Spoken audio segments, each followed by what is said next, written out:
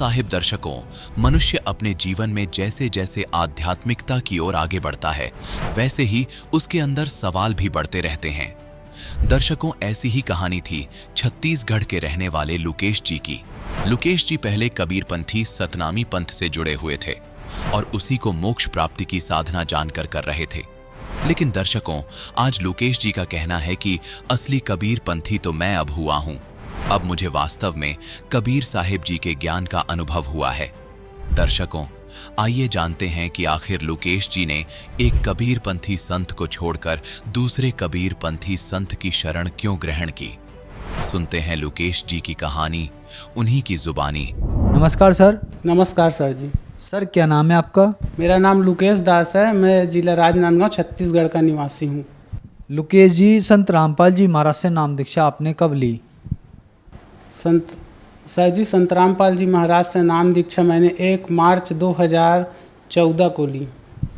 संत रामपाल जी महाराज से नाम दीक्षा लेने से पहले आप क्या भक्ति साधनाएं करते थे? संत रामपाल जी महाराज से नाम दीक्षा लेने से पहले चूँकि हम लोग कबीरपंथी थे पहले से, और उसी के अकॉर्डिंग हम लोग सातवें पंथ सतनामी पंथ से बिलोंग करते हैं। और छत्तीसगढ़ में एक संत हुए हैं गुरु घासीदास करके, हम लोग उसी की भक्ति साधना करते थे सर जी।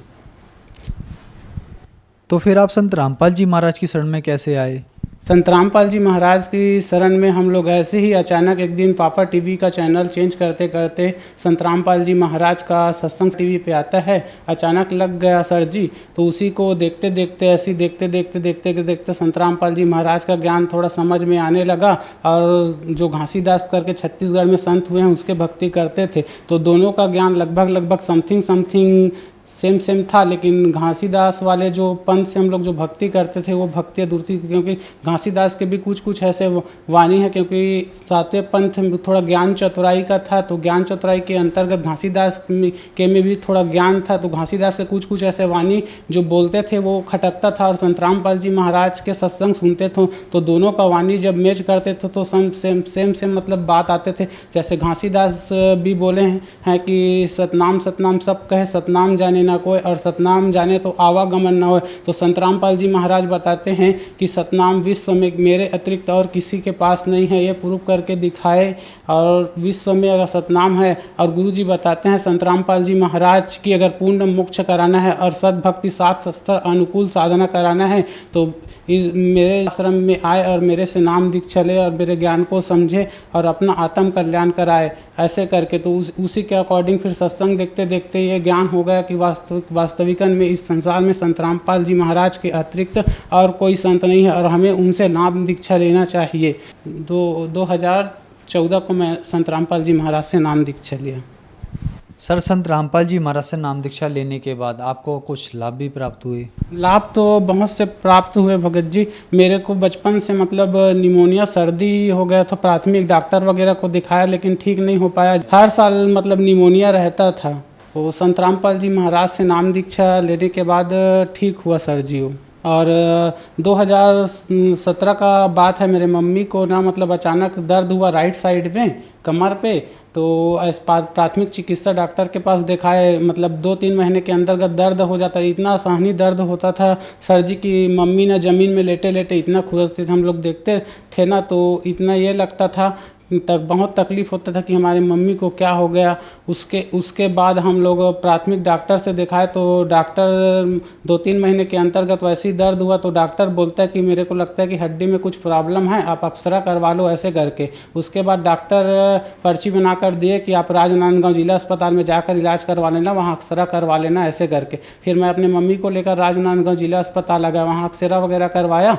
उसके बाद एक्सरा का रिपोर्ट में भिलाई में दिखाया हड्डी रोग विशेषज्ञ को, तो वो बोले कि हड्डी में कोई प्रॉब्लम नहीं है, आप सोनोग्राफी करवा लो ऐसे करके। सोनोग्राफी करवाया सर जी, तो उसमें मम्मी का रिपोर्ट आया कि बच्चेदानी में 6 mm का मांस का जो टुकड़ा है वो ना चिपक गया है, तो उसको मतलब ऑपरेशन करके निकालना पड़ेगा बच्चादानी को ऐसे करके। और वो हो सकता है उसमें कैंसर का भी शिकायत हो जाए ऐसे करके, 40,000 रुपये ऐसे लगेंगे ऐसे करके ऑपरेशन में बताए थे। पापा बोले कि ऐसा ऐसा बात है, एक बार संत रामपाल जी महाराज से प्रार्थना लगा लेते हैं, उसके बाद गुरु जी का जो आदेश होगा उसके बाद फिर ऑपरेशन करवाएंगे ऐसे करके।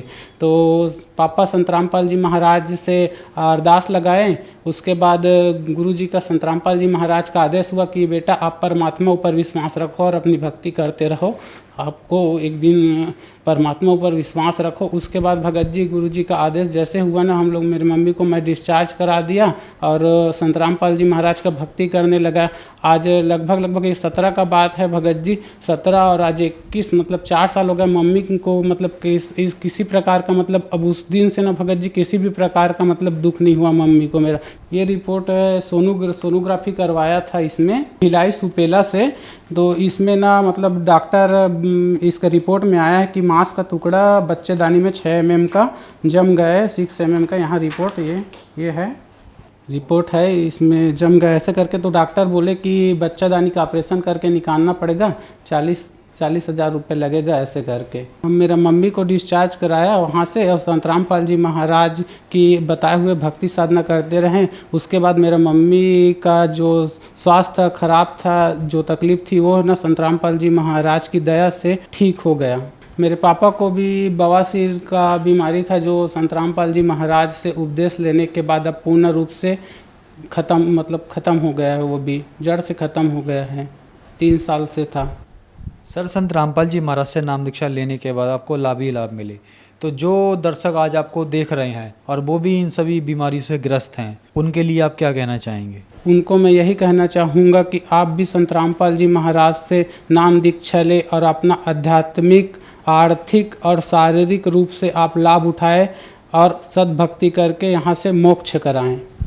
संत रामपाल जी महाराज से नाम दीक्षा कैसे ली जा सकती है? संत रामपाल जी महाराज का टीवी पर सत्संग आता है, जिसमें येलो कलर की नीचे में पट्टी चलती है, उसमें फ़ोन लाइन रहता है। आप उस नंबर पर कांटेक्ट करके आपके नज़दीक के नाम दीक्षा केंद्र का जानकारी लेकर आप वहां से नाम दीक्षा ले सकते हैं और अपने जीवन का कल्याण करा सकते हैं। धन्यवाद सर। साहेब सर जी।